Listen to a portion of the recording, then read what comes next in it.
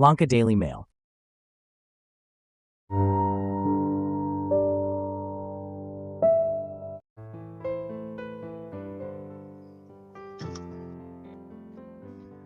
මගේ මුල්ම කෙටි කතා එකතුව 2005 නිකුත් වෙන සහන් එළිය නමින් ඊට පස්සේ 2014 දී ලංකාදීප පුවත්පතේ පළවෙච්ච කෙටි කතා එකතු කළා ලංකාදීප පුවත්පත විසින් ලංකාදීප විමර්ශා කෙටි කතා කියලා එකතුවක් නිකුත් කරනවා. ඒක 2014 දී මගේ කෙටි කතාවක් අන්තර්ගත වෙනවා.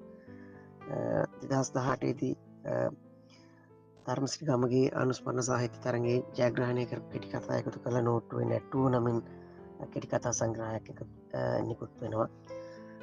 ඊට පස්සේ මගේ ස්වතන්ත්‍ර කෙටි කතා එකතුවක් 2021 අවුරුද්දේ නිකුත් වෙනවා.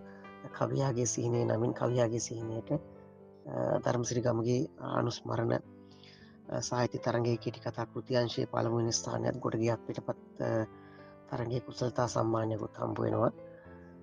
2024 අවුරුද්දේදී ස්වප්න රාත්‍රිය නමින් තවත් කෙටි කතා එකතුවක් මගේ නිකුත් වෙනවා. ස්වප්න රාත්‍රිය කෙටි කතා එකතුවටත් මගේ ස්වප්න රාත්‍රිය කෙටි කතා එකතුවටත් ගොඩගියක් පිටපත් තරගේ කුසලතා ස්ථානයක් හිමි වෙනවා.